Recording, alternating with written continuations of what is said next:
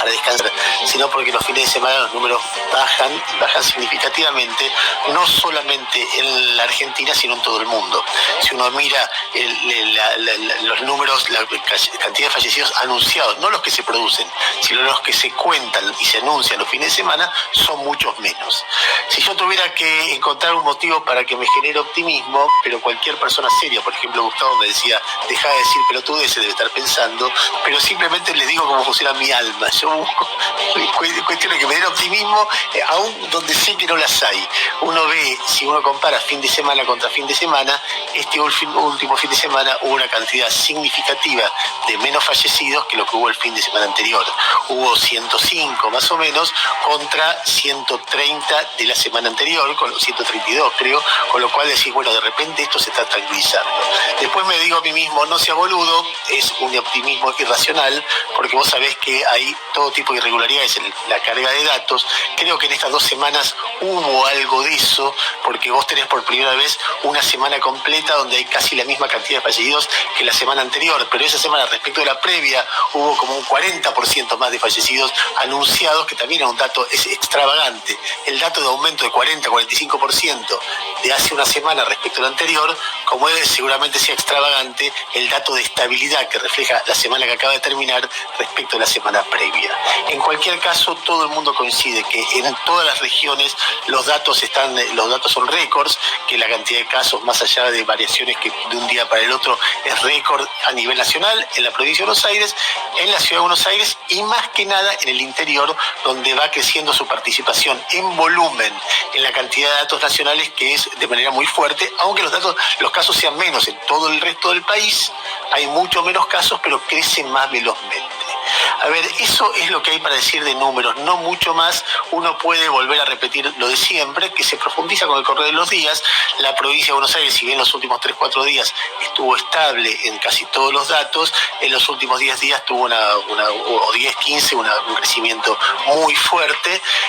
En cambio, la ciudad de Buenos Aires, uno ve realmente, salvo un par de días que se disparó a 1.400 casos, uno ve cierta estabilidad, más aún si uno mira la cantidad de casos por hisopados que acaba de difundir, o la cantidad de gente terapia intensiva que acaba de difundir el gobierno de la ciudad, que uno ve cierta estabilidad. Inclusive mirando los últimos días hay que ver las cargas de los próximos, porque se distribuyen, los datos vienen como medio desprolijos, pero ve una cierta caída, una leve caída en los casos de promedio cada 7 días, promedio de fallecidos, cantidad de casos por hisopado por día, etcétera, etcétera, etcétera. Eso es lo que se puede decir de la evolución de los casos, no mucho más que eso. Es como una espera a ver en qué momento se desarrolla. Hay en esto distintas teorías. La teoría del gobierno porteño es que hay en un momento las ciudades se inmunizan y entonces los casos empiezan a frenar primero y después crecer.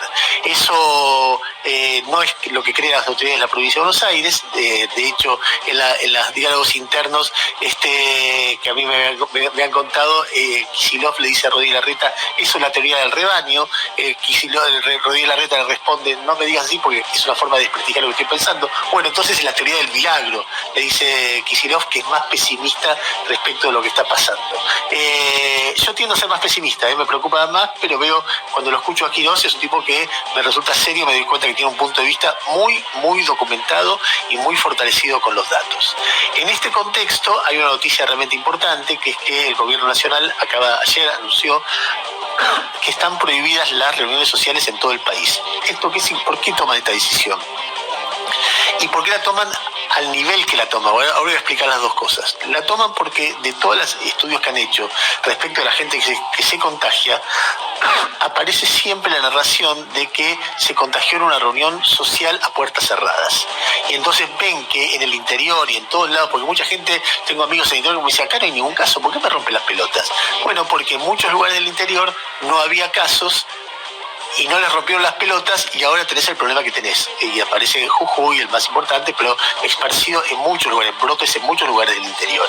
Es porque, por ejemplo, en Australia, en este momento, la noticia mundial respecto del COVID es lo que pasa en Melbourne. Melbourne es la segunda ciudad de Australia. Australia era un ejemplo como tomó el coronavirus. Bueno, ayer en Melbourne hubo 671 casos y 9 fallecidos. Y entonces se prendieron todas las alarmas y dictaron el toque de queda de 8 de la noche noche, a 5 de la mañana, nadie puede salir. Durante el día es tremendamente restrictivo, pero de 8 a 5 nadie sale porque tienen registrado que a esa hora se hacen las reuniones sociales. La pregunta que uno se hace frente a esta medida es ¿por qué no ponen multas? ¿Por qué no ponen una sanción? ¿Por qué no dicen, ¿sabés qué? Lo mismo que yo me preguntaba el otro día, ¿por qué no ponen un límite a que la gente se mezcle en las plazas? Porque uno ve las plazas porteñas y está repleto de gente mezclada. ¿Qué te dicen los tipos de uno y de otros gobiernos respecto a esto? Te dicen, es muy difícil. Es decir, porque si vos pones una sanción, por ejemplo, si vos te enfermaste coronavirus y vas y decís, me enfermé, y te preguntan dónde te enfermaste, si pones una sanción al tipo que dice, bueno, fue una reunión social, la sanción que sea económica, el tipo después te va a empezar a mentir. Entonces te va a, de alguna manera, sesgar o contaminar el análisis del diagnóstico de qué pasa en la sociedad. En segundo lugar, que vos pongas una sanción, como está establecido, no quiere decir que la gente igual no haga la conducta. De hecho, la gente se droga y es muy castigado. El narcotráfico o el consumo de droga lo era. O la gente sabe que se va a morir puede morirse de cáncer si fuma, y fuma igual. Entonces, no hay forma. Entonces, lo que te dicen es la forma que tenemos de relacionarnos con la gente. La gente está por una dimensión, tenemos que guiar por qué es lo que no se puede hacer y qué es lo más peligroso. Entonces, ¿qué es más peligroso? Que la gente, si se quiere reunir, se reúna en una plaza o se reúna en una casa. Si es que es una casa, dejemos que se reúnan en las plazas para que no se reúnan en las casas o para que disminuyan eso. De esa manera están razonando. Yo no estoy diciendo que eso esté bien o esté mal, no tengo idea. Vamos a escuchar los dilemas, la dificultad para gestionar este quilombo en términos de comunicación, en términos sociales, en términos de castigo, en términos sanitarios, etcétera. Y entonces más vale, nada, ojalá salga bien en todos los países. Estoy contando Australia, ven cómo lo van manejando. No sé, Gus, si de este panorama vos tenés algo más para contarnos. No mucho más. A mí me parece que después hay que ver cómo se lleva a la práctica esa prohibición. Está claro que las fuerzas policiales no actúan ni por asomo como actuaban en el primer mes de la cuarentena. Yo ayer fui a un parque del sur de la ciudad de Buenos Aires y en un parque muy grande como es el Parque Avellaneda solo había una persona y la verdad es que ni siquiera se movilizaba para... yo he visto grupos de chicos tomando todo el mismo mate sin barbijo y a uno le dije, che, no está mal, ¿por qué no se traen un mate cada uno? Creo que recibí más insultos que cuando apoyó a algún jugador de Ferro que está jugando mal diciendo, che, a los pibes no les griten, apóyenlo.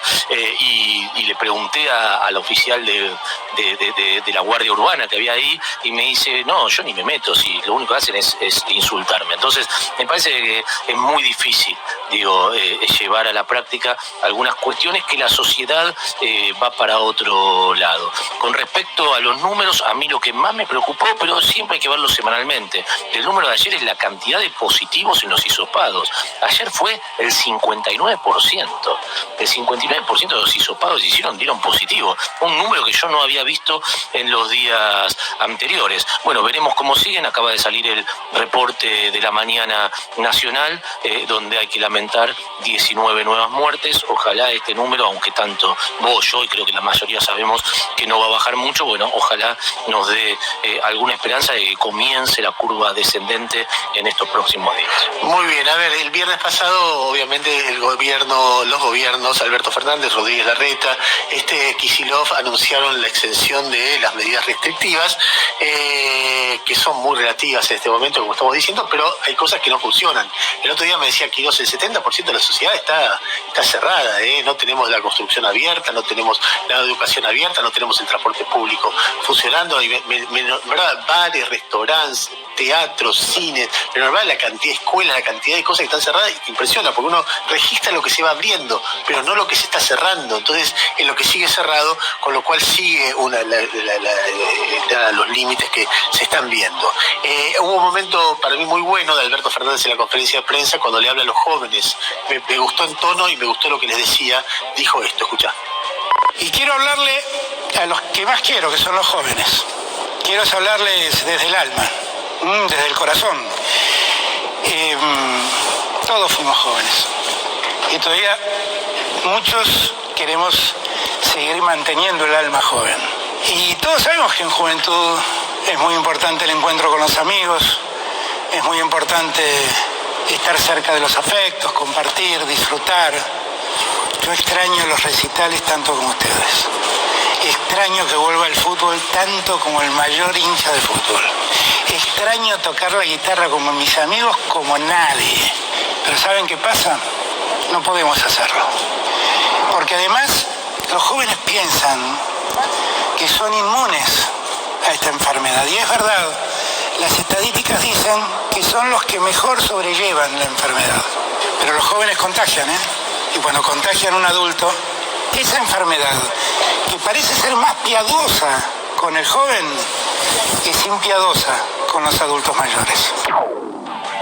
Muy bien, después habló de Rodríguez Larreta y ya me quiero concentrar en otra cosita que es la intervención de Kicillof, porque me parece que hay un elemento que muestra cómo en esta última semana, y este es uno de los elementos, volvió la vieja agenda de, no sé, pelea, denuncia contra la justicia, denuncia contra los medios, bronca con la oposición por parte del gobierno, de un sector del Frente de Todos, que es el sector más vinculado con Cristina Fernández de Kirchner. Simplemente mencionarlo, Axel Kicillof en un momento de su discurso hace una referencia explícita a Clarín, algo que no veníamos escuchando. Él no menciona a Clarín, pero después inmediatamente Daniel Goyán pone que los títulos a los que se refiere sobre Clarín, y también Cristina Fernández de Kirchner retuitea esa frase de Axel Kicillof mostrando los recortes que son de los títulos que son de Clarín. En medio de la pandemia, en un anuncio sanitario, Axel Kicillof dijo esto, escuchá. Porque hay quienes venden que la pandemia ya pasó, que es un tema argentino. De la misma manera que ayer nos enteramos de que la economía norteamericana sufrió una caída en su Producto Bruto Interno del 33%. Es la caída más grande en los últimos 70 años. Pero ¿saben qué? Es de los últimos 70 años porque la estadística empezó en el 47. O sea que es la más grande registrada hoy en la estadística norteamericana. Y es gracioso a veces, o podríamos decir trágico, ver cómo titulan algunos medios de comunicación. Cuando la economía cae en un país extranjero, es culpa de la pandemia. Cuando hay problemas económicos en la Argentina, es culpa de la cuarentena. Se nota mucho qué es lo que están apuntando y atacar. Por suerte no son tantos, son pocos, pero lamentablemente no se pueden aceptar ni esas mentiras ni esas manipulaciones. Lo que está dañando la salud y la economía internacional es pura y simplemente un virus antes desconocido que no tiene cura y no tiene vacuna. A ver, me da ganas de poner en su contexto solamente un tema. Cuando él dice no son tantos, son pocos, ahí hay una clave. En una sociedad hay medios que opinan una cosa, que titulan de una manera, hay otros que titulan de otra. Si no son tantos, son pocos, no es relevante, mucho menos para un lugar así, salvo que sea una cosa. Pero hay muchos políticos en el mundo que están muy preocupados por este fenómeno. Déjenme hacer un rulito. Ayer encontré, justo ayer, un testimonio de Pablo Casado. Pablo Casado es el referente hoy de la derecha española, de la derecha democrática, no de Vox, sino del Partido Popular. Escuchá lo que decía respecto de los medios de comunicación ayer mismo, y fíjate cómo las dos cosas coinciden como un fenómeno, una corriente mundial, donde hay muchos políticos que les afecta mucho lo que dicen los medios de ellos. Escuchá. Con esto de la propaganda, da igual la verdad. O sea, da igual que tú mientas en un parlamento, como ha pasado con Interior, con lo de la Guardia Civil, como ha pasado con lo de señor Ábalos y Venezuela ID, como ha pasado con el caso Dina. Aquí la gente da igual que mienta. Eso sí, si tiene más propaganda, más medios, más portada y más presupuesto, gana. Mira, si no se puede hacer política. O sea, si la verdad es irrelevante en el debate político, ¿quién gana? El que mejor mienta. Entonces, claro, ¿qué más? Ya da igual. O sea, si nos acusan de crispar, si tienen medios, si tienen portadas y si tienen BOE para dar subvenciones, pues nada, y pasado mañana nos acusan de pirómanos y lo seremos. Entonces, esto no es bueno, pero es que estamos aquí hablando de prensa y poder, ¿eh? Esto no es que me vaya de la pregunta, que también. Esto es que hablamos de prensa y poder. Bueno, ahí está. Eso es que hablamos de prensa y poder. Eso lo dice el referente de la derecha española en España y el referente de la izquierda kirchnerista, si uno quiere decirlo de alguna manera, aquí.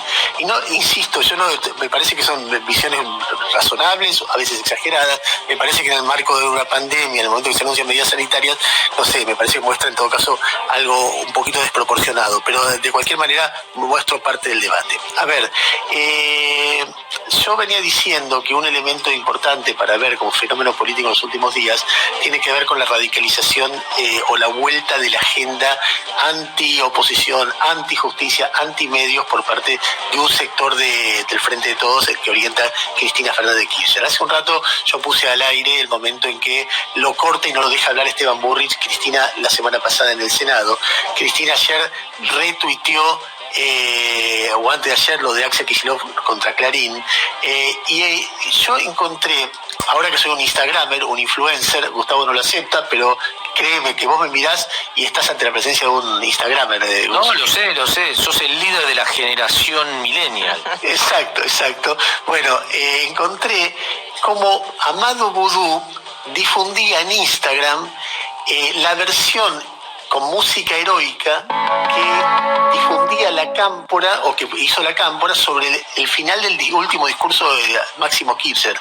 Fíjate el tono, no es un tono precisamente acuerdista, es durísimo, es personal, y lo difunden como con la música épica que vas a escuchar ahora. Dale. No había mucha gente que piensa que Macri se iba a fugar, y la verdad creo que tiene todo el derecho de viajar con su familia por el mundo. No tengo ningún tipo de problema, porque aparte, sinceramente, después de todas estas causas que tuvo la Argentina, ¿qué miedo puede tener el expresidente que el Poder Judicial haga algo de Argentina? Ninguno. Si así llegó presidente. Entonces no caigamos en esa cosa. Sí creo que está haciendo lo que le gusta, que es hacer turismo. Lo que uno puede ver con él es que es mucho mejor turista que presidente. Porque aparte recuerdo, cada vez que Cristina viajaba se fugaba. Tenía a la hija enferma y se fugaba. No vi ningún diario poner eso. Es muy divertido, pero no se fugó. No se fugó y se quedó con la gente y perseguida por la justicia, perseguida por los medios, ¿saben qué? Y sin el Fondo Monetario les ganó la elección. Y todavía no lo asumen. Muy bien, a ver, hay en este contexto otro elemento de conflicto que se produjo ayer, porque no sé si ustedes sabían, si no les cuento, que ayer hubo una marcha en el centro porteño porque se cumplió un nuevo aniversario del momento en que se conoció que había desaparecido Santiago Maldonado. Y bueno, hubo una marcha en reclamo de justicia, etcétera, que terminó con dos detenidos como se detiene a personas en una marcha, con cierto nivel de violencia física por parte de la policía porteña. Esto generó una denuncia, el gobierno porteño dice que fue una marcha pacífica, pero que en un momento un sector se desprendió y empezó a tirar bombas molotov contra la CDG Tarmería, y que en ese contexto se produjeron las detenciones. Pero como consecuencia de esto que ocurrió, las personas detenidas ya fueron liberadas, por otra parte, ¿no? Pero como consecuencia de esto, Guado de Pedro, ministro de Interior del Gobierno, denuncia en Twitter que la policía porteña estaba reprimiendo.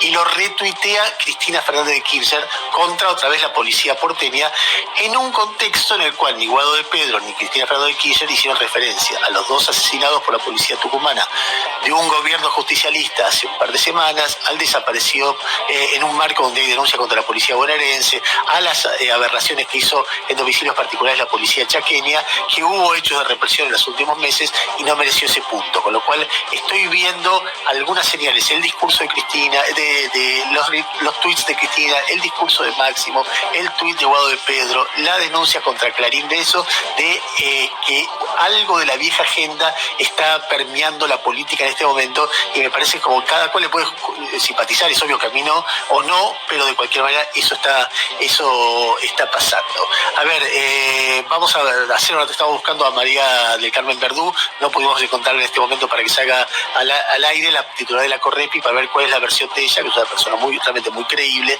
respecto de qué pasó ayer en el centro porteño.